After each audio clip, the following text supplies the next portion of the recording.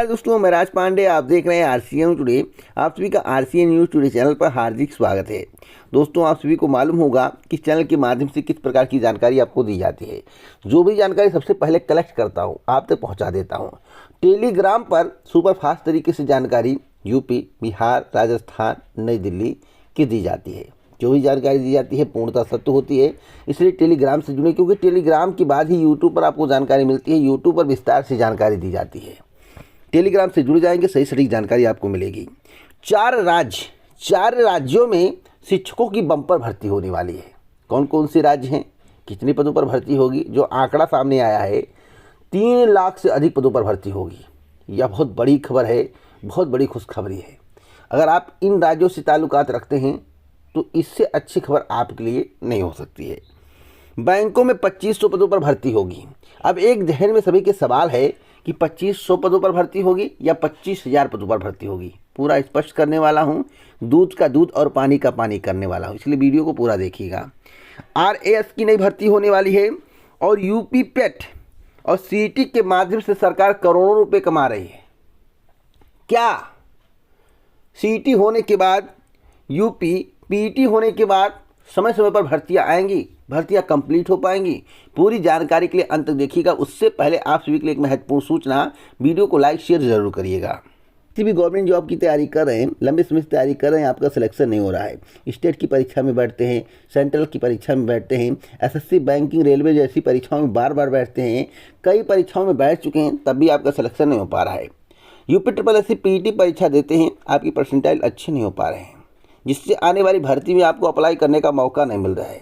Apply कर दे रहे हैं, शॉर्ट लिस्ट में आपका नाम नहीं आ रहा है, तो आपकी हर एक समस्या का समाधान हो गया। देखिए भैया, नौकरी के लिए मेहनत करनी पड़ती है, सही रणनीति होना चाहिए और सिलेबस के अनुसार आपके पास प्रश्न होने चाहिए, तब आपका सिलेक्शन होगा। मैं आपको बता दूं, किसी भी कोचिंग संस्थान में इतनी सस्ते तरीके से, इतने सस्ते में आपको तैयारी करने का मौका नहीं मिलेगा। 399 रुपये में 1 साल तैयारी करने का मौका मिलेगा। वह भी 1 exam, 2 exam, 4 exam, 100 exam, 200 exam, 300 exam नहीं, 580 एग्जाम्स की तैयारी मात्र 399 रुपये में। आरसीएन कूपन कोड का यूज करेंगे तो 100 रुपये का डिस्काउंट मिल जाएगा।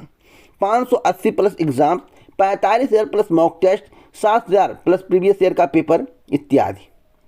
तो अपने नंबर को इंक्रीज करना है, सिलेक्शन लेना है। आप चाहते हो आपकी नौकरी लगे तो अभी जाकर इसे परचेज कर लें। डिस्क्रिप्शन बॉक्स में लिंक दिया हूँ। 24 घंटे का समय है, उसके बाद प्राइस बढ़ जाएगा।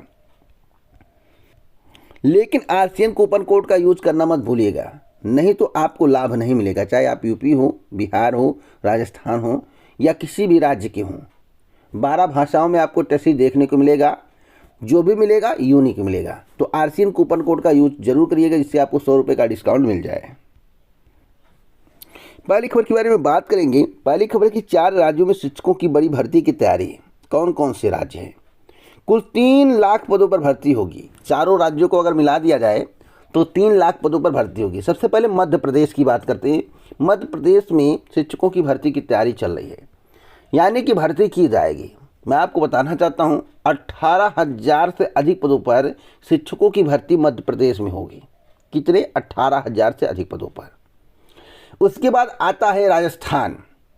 राजस्थान में 46,500 पदों पर भर्ती होगी शिक्षकों की, जिसकी परीक्षा जनवरी 2023 या फरवरी में प्रस्तावित है। यानी कि 5 जनवरी की चर्चा है, नहीं हो पाता तो जनवरी फरवरी में किसी भी हाल में करा लिया जाएगा। तीसरा राज्य है झारखंड। झारखंड में 50,000 पदों पर भर्ती की तैयारी चल रही है। कितने? 50,000 पदों पर। चौथा राज्य है बिहार। कल ही कैबिनेट की बैठक हुई है और कल ही तेजस्वी यादव ने ऐलान कर दिया कि 2 लाख शिक्षकों की भर्ती होगी। आप सभी के जहन में एक सवाल है, उत्तर प्रदेश में कब होगी?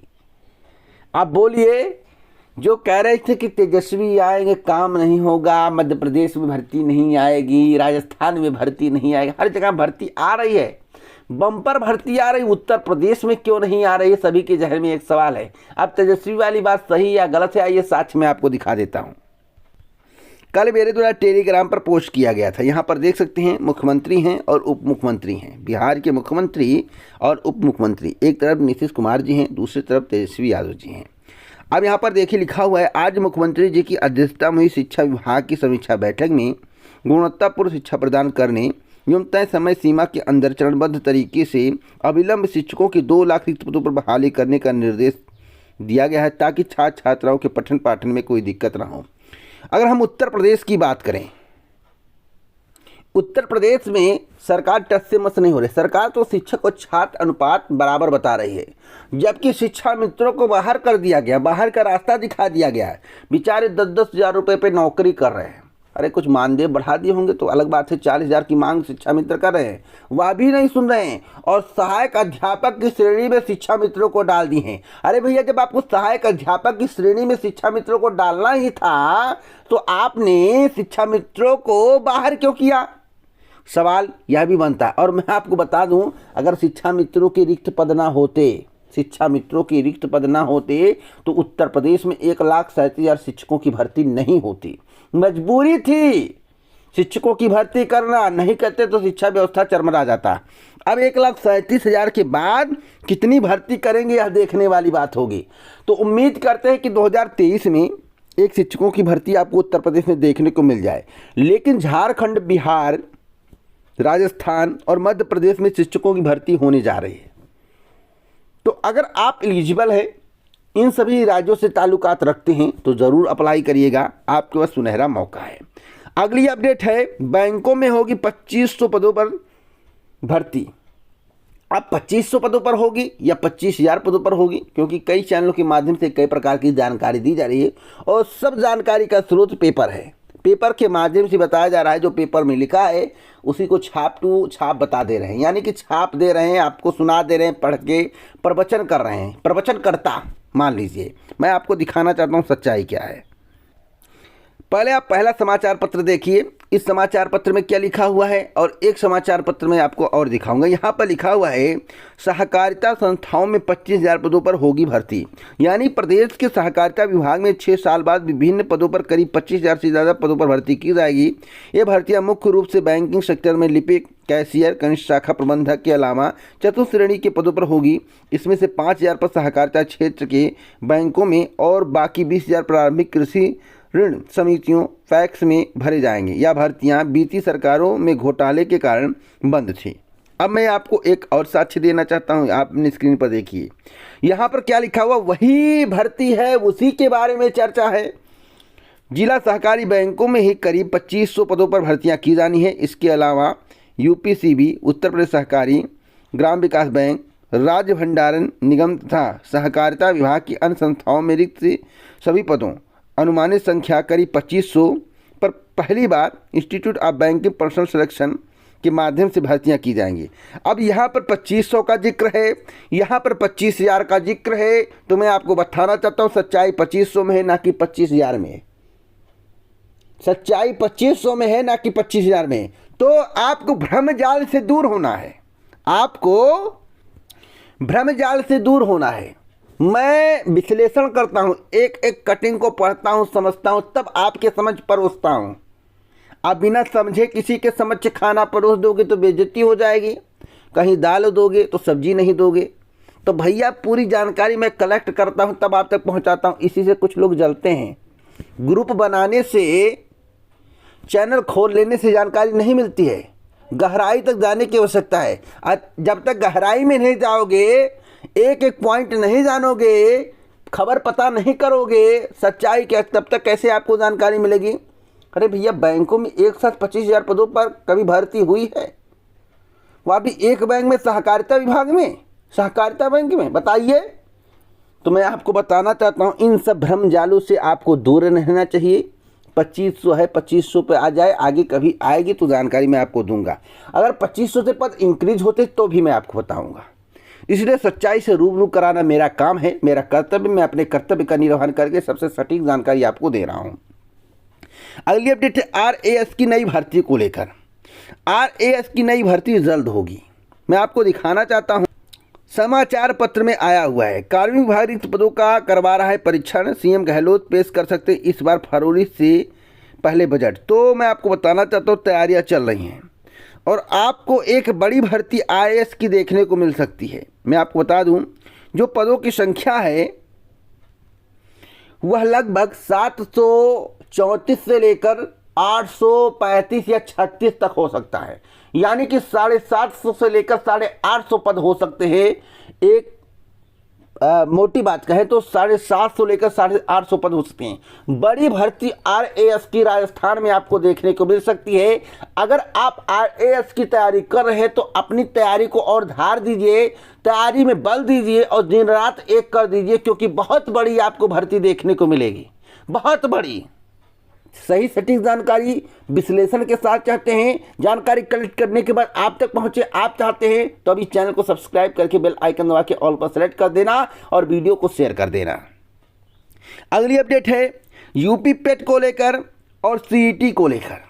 उत्तर प्रदेश अधीनस्थ सेवा चयन आयोग के माध्यम से प्रारंभिक अर्हता परीक्षा प्रीलिमिनरी एलिजिबिलिटी टेस्ट, यानी कि प्रारंभिक अर्हता परीक्षा जो हो रहा है उसके माध्यम से कितनी भर्तियां आ पाएंगी, यह भी सवाल है। उसी प्रकार से CET का एग्जाम हो रहा है। CET एग्जाम के संबंध में आपको बता दूं, उसके बाद मैं आपको पूरा तर्क सही जानकारी दूंगा। जैसा कि आप अपने स्क्रीन पर देख रहे हैं, सामान्य पात्रता परीक्षा, आपको बता दें सामान्य पात्रता परीक्षा हो जाएगा। करोड़ों की कमाई सरकार की हो जाएगी। जिस तरह से उत्तर प्रदेश अधीनस्थ सेवा चयन आयोग के माध्यम से PET परीक्षा का आयोजन किया जा रहा है और PET परीक्षा में 37 लाख से ज़्यादा कैंडिडेट अप्लाई किए हैं। कितना? 37 लाख से ज़्यादा कैंडिडेट। अब बताइए 37 लाख से ज़्यादा कैंडिडेट का जो है फीस में मल्टीप्लाई कर दिए, सरकार की कितनी कमाई हुई। क्या उस आधार पर सरकार के द्वारा भर्ती का विज्ञापन जारी किया जाता है? आखिरकार एक ही परीक्षा में पहले सब काम हो जाता था, 2 बार फीस लेने की क्या आवश्यकता है? पहले प्रारंभिक अर्हता परीक्षा में फीस दो, सामान्य पात्रता परीक्षा में फीस दो, उसके बाद विज्ञापन आए फिर फीस दो। तो यानी कि डबल कमाई का माध्यम सरकार का हो रहा है। यानी एक से तो परीक्षा हो जाएगा, दूसरा तो आपके पास चला जाएगा, यही हो रहा है। इसी के बारे में आज के समाचार पत्र में बताया गया है कि सरकार CET तो करवा रही है, सामान्य पात्रता परीक्षा करवा रही है, लेकिन सामान्य पात्रता परीक्षा या उत्तर प्रदेश अधीनस्थ सेवा चयन आयोग की PET परीक्षा के माध्यम से कितनी भर्तियां हो पाएंगी, यह भी सवाल है। सरकार कमाई करेगी या उस स्तर पर भर्ती करेगी, सभी के ध्यान में सवाल है। तो मैं आपको बताना चाहता हूं, कर्तव्य है परीक्षा में बैठना आपका। परीक्षा में बैठिए, आगे ईश्वर की इच्छा, सरकार से बढ़ के आप ना हो पाएंगे न मैं हो पाऊंगा। मेरा काम है आप तक सही जानकारी पहुंचाना, आपका कर्तव्य बनता है। अगर कोई नियम है, कोई परीक्षा, उसके माध्यम से आपका सिलेक्शन होना, तो उस परीक्षा में आपको बैठना पड़ेगा। अब सरकार अगर आपके साथ छल करती है, कपट करती है, छल कपट के साथ आपको धोखा देती है, परीक्षा करवा कर भर्ती नहीं निकालती है, तो इसमें सरकार की गलती होगी। और सरकार 5 साल के लिए होती है, आपके हाथ में जब चाहे तो उखाड़ के फेंक दें। यानी कि भर्ती अगर आपको नहीं देखने को मिलेगी तो आप कभी भी उखाड़ के फेंक सकते हैं। इसलिए ज़्यादा बोलते हुए ना, आप अपनी तैयारी पर विशेष फोकस करिए। एक इम्पॉर्टेंट जानकारी देना चाहता हूँ, महंगाई, बेरोजगारी व कानून व्यवस्था के मुद्दे पर विपक्ष ने किया वॉकआउट। मैं आपको बता दूं कि इस समय महंगाई, बेरोजगारी, कानून व्यवस्था बहुत बड़ा उत्तर प्रदेश का मुद्दा है और 2024 का चुनाव है। इसलिए विपक्ष जो है सरकार को घेरना चाहती है और बेरोजगारी के मुद्दे पर, महंगाई के मुद्दे पर सरकार फेल है, केंद्र सरकार हो या राज्य सरकार हो। आप एक आंकड़ा उठाकर देख लीजिए, अगर मनरेगा से जीवन यापन हो जाता, अगर मनरेगा से जीवन यापन हो जाता तो दिल्ली बम्बई जाने की क्या आवश्यकता थी। तो मनरेगा को अगर रोजगार की श्रेणी में जोड़कर, जिसमें परमानेंट जॉब नहीं है, मनरेगा को अगर रोजगार की श्रेणी में जोड़कर आप रोजगार के आंकड़े को बढ़ा रहे हैं, तो कितना सही आप लोग कमेंट बॉक्स में बताना। तो जो भी जानकारी मैं कलेक्ट करता हूँ आप तक पहुँचाता हूँ। इसी मुद्दे पर विपक्ष जो है हंगामा कर रहा है। तो क्या हंगामा करना चाहिए? क्या विपक्ष का हंगामा बेरोजगारी, महंगाई के मुद्दे पर करना, स्वास्थ्य के मुद्दे पर करना सही है?